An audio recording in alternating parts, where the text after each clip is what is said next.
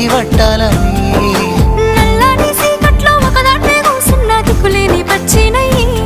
బావా నువ్వెప్పుడొస్తావని ఏళ్ళైపోతుందే పిల్ల